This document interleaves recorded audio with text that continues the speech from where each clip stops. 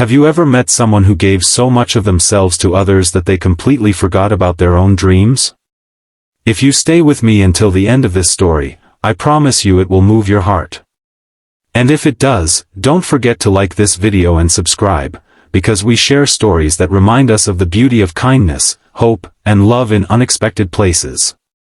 This story begins in a small town hospital, where a young nurse named Amina worked endless night shifts. She was only 24, but her eyes carried the weight of someone much older. While her peers were out enjoying dinners, shopping, and celebrating milestones, Amina's life revolved around tending to her patients, filling out endless charts, and rushing from one ward to another.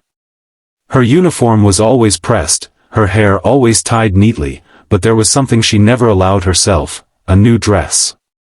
It wasn't that she didn't want one, it was simply that she couldn't afford it.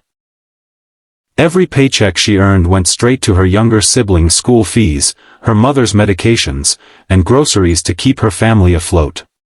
But she never complained. When patients asked why she always looked tired, she smiled gently and said, "I'm just happy to help." Her kindness was not an act, it was who she was. And that's why everyone in the hospital adored her, from the cleaning staff to the senior doctors. One day, Amina was assigned to the pediatric wing, where she met a little boy named Sammy. He was only 10 years old, pale and weak from a long illness that required frequent treatments. Sammy was quiet at first, scared of the needles and the machines, but he quickly grew attached to Amina. She had a gift: she could turn fear into laughter. She would tell him silly jokes, draw little smiley faces on his bandages, and even sneak him an extra pudding when the cafeteria lady wasn't looking. Sammy's father, Mr. Rahman, noticed the way Amina cared for his son. He was a widower, a man in his late 30s with kind eyes but a constant shadow of worry etched on his face. He worked long hours just to afford Sammy's treatments, but he always stayed by his bedside when he could.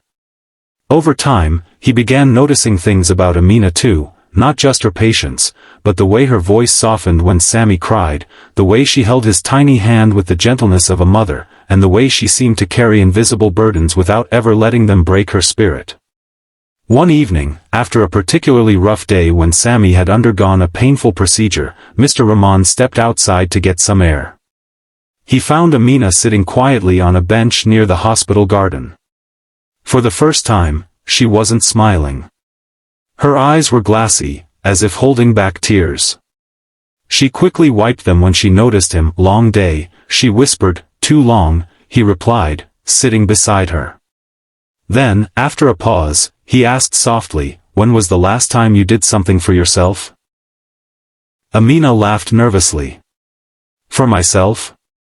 I don't remember." But what she didn't realize was that Mr. Rahman remembered every detail, like the way she once admired a dress in the corner shop window when she thought no one was watching. He had seen her stop, glance at the price tag, sigh, and walk away. It broke his heart. Weeks passed, and Sammy began to recover little by little. The doctors were hopeful, and so was Amina. She celebrated every small victory with him, cheering when he managed to walk a few steps, clapping when he smiled again.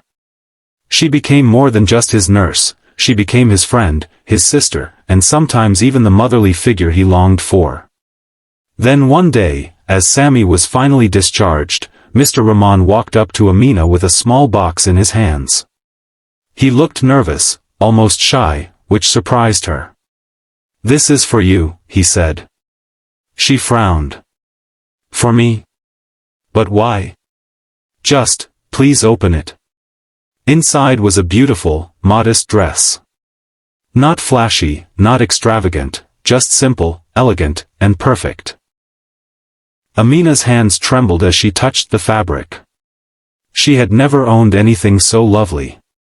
I can't accept this," she whispered, her voice breaking. Mr. Rahman smiled softly. "Amina, you've given so much of yourself to my son. You've given him hope, laughter, and strength when I couldn't. Please, let me give you something in return." And, he hesitated, his cheeks turning a little red. "If you don't mind, will you let me take you out for dinner? Will you be my first date since I lost my wife? The words hung in the air, heavy with meaning. Amina's eyes filled with tears. She had always felt invisible outside her work, as if her sacrifices were unnoticed. And now here was someone who saw her, not just as a nurse, but as a woman who deserved love, care, and joy. That night, for the first time in years, Amina allowed herself to say yes. She wore the dress, simple yet radiant on her, and when she walked into the little restaurant Mr. Rahman had chosen, every head turned. But she didn't care about the stares. She cared about the way Sammy grinned and whispered, "You look like a princess, Nurse Amina," before they left. She cared about the way Mr. Rahman looked at her, not with pity, but with admiration and respect. Their dinner wasn't extravagant, just a quiet meal filled with laughter, shared stories, and the warmth of two people realizing they had both carried heavy burdens but didn't have to carry them alone anymore. By the end of the night, as they walked out into the cool air, Mr. Rahman turned to her and said, "You gave me hope again. Not just for Sammy, but for myself. Thank you." And in that moment, Amina felt something she hadn't felt in a long time. She felt seen, valued, and loved.